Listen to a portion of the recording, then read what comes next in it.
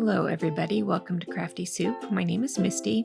If you've been following me for a while, you know that I am both a scrapbooker and a card maker, and today I want to share how I bring my card making supplies into my scrapbooking world by making my own embellishments and pattern papers.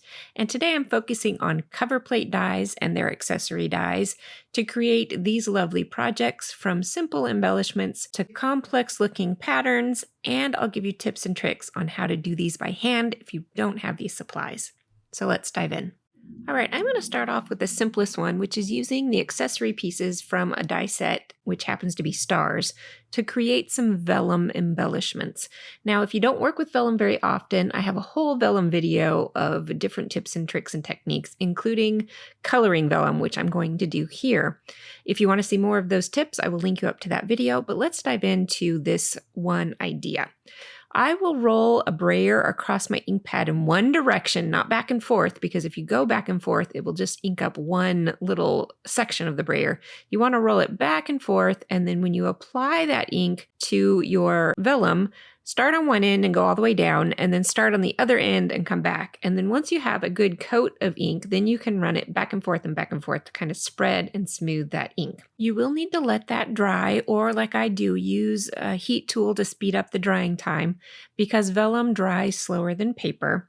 Once it is fully dry, go ahead and place your dies on there. I definitely like to use a piece of tape so that they don't slip and slide on me while I'm running them through the machine. And just remember, if you don't have dies, go ahead and use punches.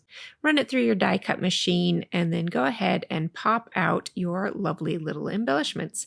Now, if you need tips for attaching vellum onto your projects, I have a video for that as well. I just repeated this process with several colors of ink, and now I have a nice supply of embellishments.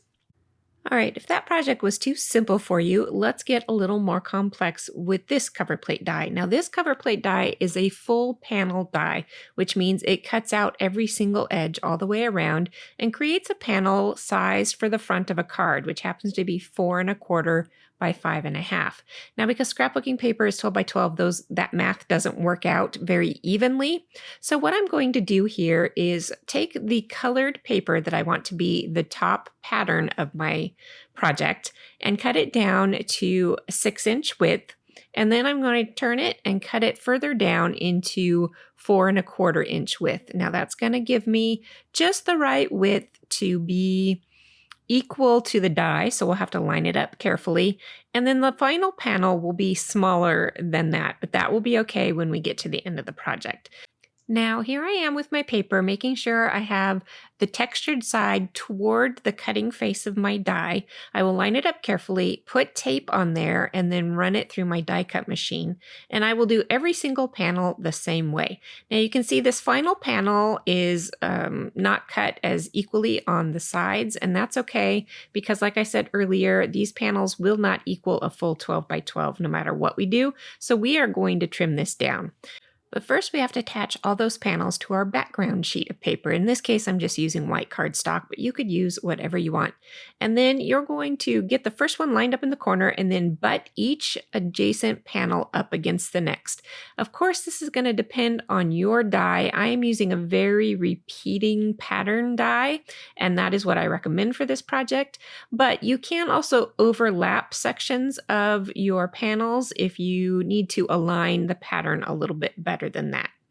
And then once you've got everything glued down, I did a rough trim around all the edges, and then I'm going to look at my pattern and I'm going to try and trim off each side of this paper to get it about equal on both sides till I'm down to about 11 inch of a complete panel. Now, I like 11 inches because that is a nice size to overlay on top of another sheet of pattern paper to get a nice border around a project. Now, while I love this project very much, it is not easy to do by hand, but this next idea you can, and I will show that at the end. But let's start off first with using the actual die that I intended, because the math works out a lot better when you've got a machined product. So this particular die is from Concord and 9th, and it comes in 2 pieces. One is a piercing plate that gives you the outline of triangles, but doesn't actually cut the panels. And then the other piece cuts out individual triangles for you to fill in the gaps.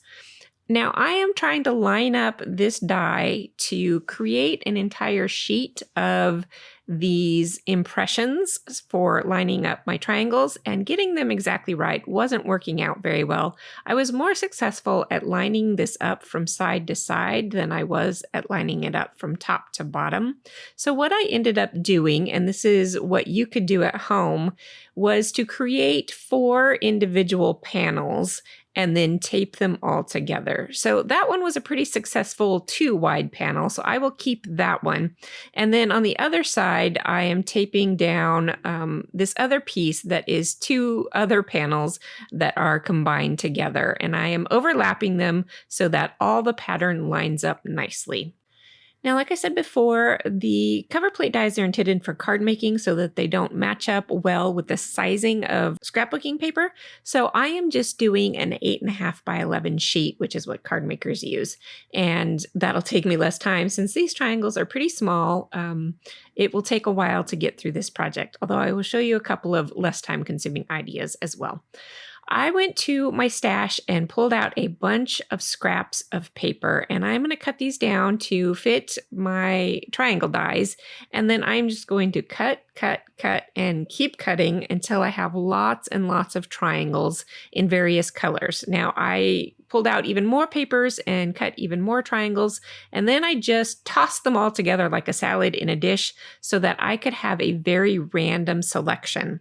And then I am using my tacky tool to just randomly grab into my pile, and that was a little fluffy and they were slipping away on me, so I put them flat on my table, and I am really just trying to randomly grab one of those at a time and place it down on my project. And if it was not looking the best, I would flip it over to see what the other pattern side was, or I would go ahead and grab another one if I didn't really like it. And this way you can get a fairly random pattern going on. Of course, you could always do a distinct repeating pattern if you want to do it that way, which is how I will show you when I do it by hand. Now, this project can work with any size of triangles, but I like equilateral triangles because it means I don't have to worry about aiming the triangle a specific direction when I'm putting this together. So let me show you how to cut equilateral triangles. We are going to start by creating a template. This is just a scratch piece of paper, and I'm going to start by creating a very flat side. You want your starting template to be nice and flat. And then I've created 2 flat sides, and now I'm going to cut it into a square. I'm happening to use a 2-inch square for this tutorial, but you can do any size you want. Bigger squares will go faster for the final project. Smaller squares will go slower, but it is up to you. Now, I folded that piece of paper in half initially, but let me go ahead and draw on it so that you can see. I'm going to use a dark line here to create this template, and I'm just drawing a straight line down the center of this triangle. As you can see, that's right in the middle.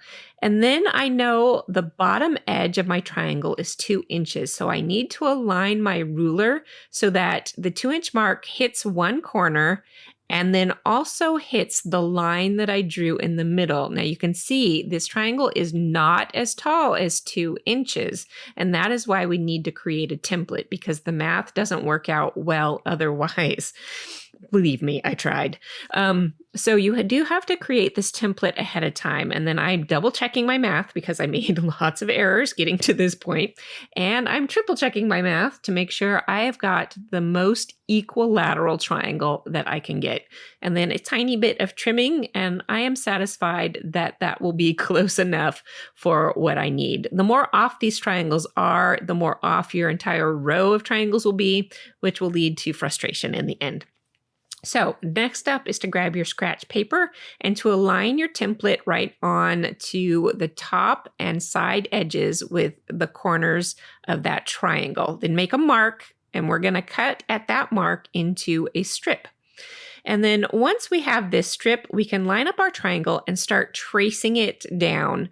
And I had a little bit of a problem with filming, so let me show you what I mean. You're going to trace one triangle and then just slide it over to meet up those corners and trace the next triangle. And once you have a whole row of those traced on your paper, go ahead and carefully cut them out. You could also use your paper trimmer, but I think it's pretty easy just to do it, and faster, just to do it with your scissors. And you'll have a piece at the end that's a pretty awkward piece that you'll likely have to just throw away. Now, to add these to your project, I just start at the top of my paper and apply the flat edge to the top of my paper. And the patterns are going to be rotated in various directions. And that's the nice thing about the equilateral triangles. You can see it a little bit better here with these green stripes, that it doesn't matter which way I rotate that triangle.